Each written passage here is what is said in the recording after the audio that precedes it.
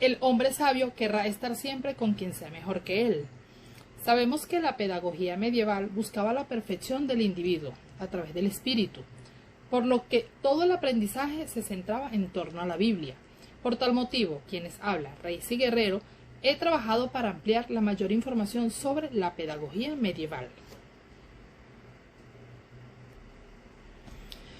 La pedagogía medieval fue un sistema educativo que se desarrolló en Europa durante la Edad Media, que abarcó desde el siglo V hasta el siglo XV. Este sistema educativo se centró en la transmisión de conocimientos religiosos, clásicos y se basó en la lectura, en la repetición y en la memorización. Los objetivos de la pedagogía medieval era la formación de hombres y mujeres virtuosos y piadosos, capaces de servir a la Iglesia y al Estado. La educación medieval se centró en la formación de la mente y el alma, y se creía que era esencial para el desarrollo de una persona completa. El método de enseñanza medieval se basaba en 3 etapas. Número 1. Lectio.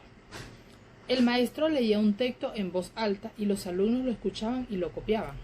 Método número 2. Quaestio.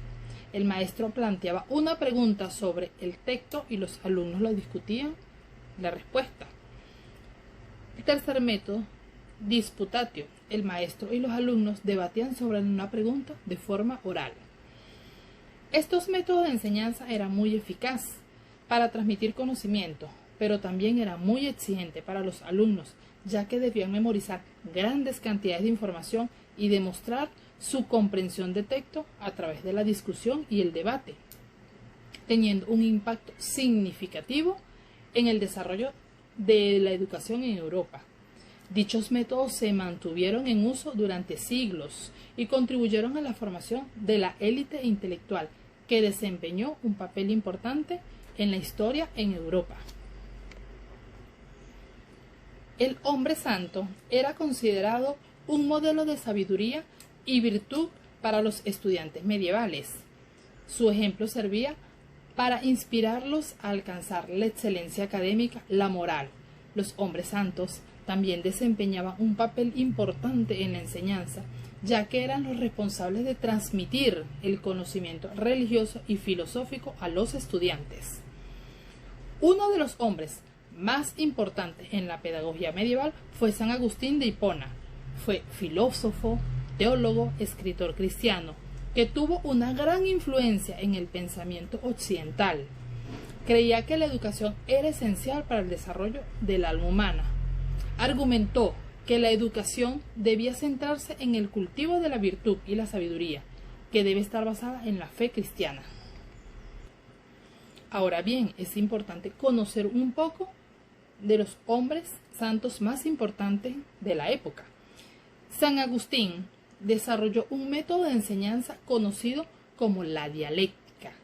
La dialéctica era un método de discusión y debate que se utilizaba para explorar ideas y llegar a conclusiones. También creía que la educación debe ser accesible para todos, independientemente del origen social o económico.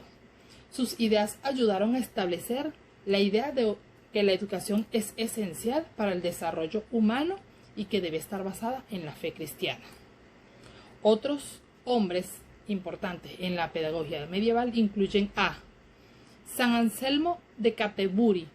Fue filósofo y teólogo que desarrolló el argumento ontológico de la existencia de Dios.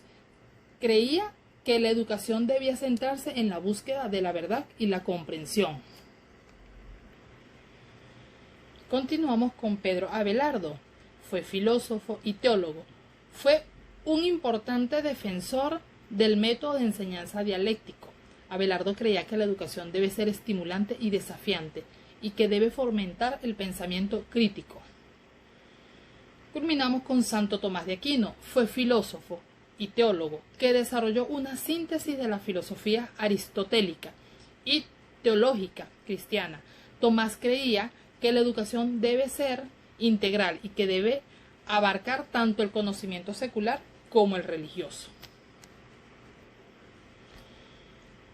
Continuaremos con las escuelas medievales. Existen 3 tipos de escuelas medievales: las monacales, catedralicias y las palatinas.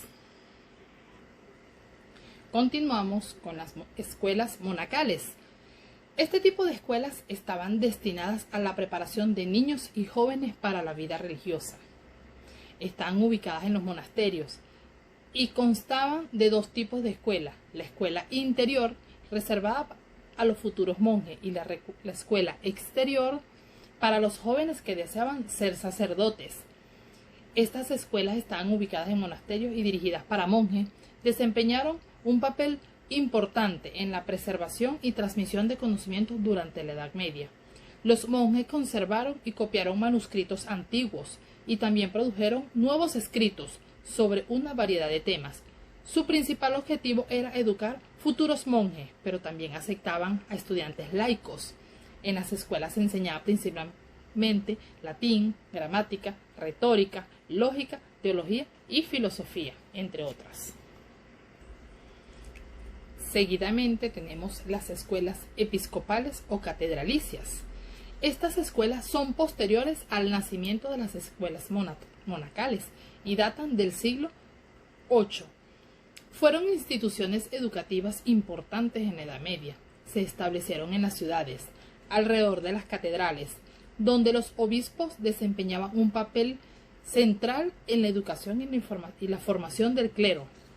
El objetivo principal era formar a los futuros sacerdotes y clérigos, proporcionándoles una educación integral en teología, filosofía, latín y otras materias relacionadas con la Iglesia, además de formar a futuros clérigos. También ofrecían a laicos, aunque en menor medida. El latín era el idioma de instrucción utilizado en la liturgia y en los textos religiosos. Y para culminar tenemos la escuela palatina.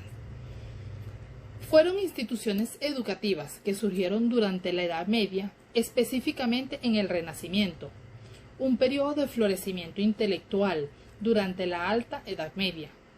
Estas escuelas fueron fundadas por el emperador Carlos Magno. El objetivo principal era educar a los hijos del emperador y a los hijos de los aristócratas que se criaban en el palacio. Sin embargo, se aceptaban estudiantes de otros estratos sociales. Las escuelas palatinas tuvieron un impacto significativo en el desarrollo de la educación en Europa. Contribuyeron a la formación de una élite intelectual que desempeñó un papel importante en la historia de Europa. Acá es importante resaltar que el emperador era un fiel defensor del cristianismo en general y de la Iglesia en particular. Estaban regentadas por eclesiásticos. Sus enseñanzas se impartían por clérigos, aunque sus alumnos no tenían que seguir necesariamente la vida sacerdotal. El plan de estudio variaba muy poco de unas escuelas a otras, si bien el currículo cambió en diferentes periodos eclesiásticos. Comprendían la gramática, música, aritmética, geometría, astronomía, y hay otros que aparecieron posteriormente, más tardíamente, como la dialéctica y la lógica. Las escuelas palatinas perdieron su esplendor en el siglo IX. Sin embargo, las catedralicias o episcopales posteriormente alcanzaron un nivel relevante que sería decisivo para el nacimiento de las universidades. Estas escuelas es lo más cercano a lo que conocemos hoy como las universidades. Espero que esta presentación haya sido informativo y útil para todos. Muchas gracias.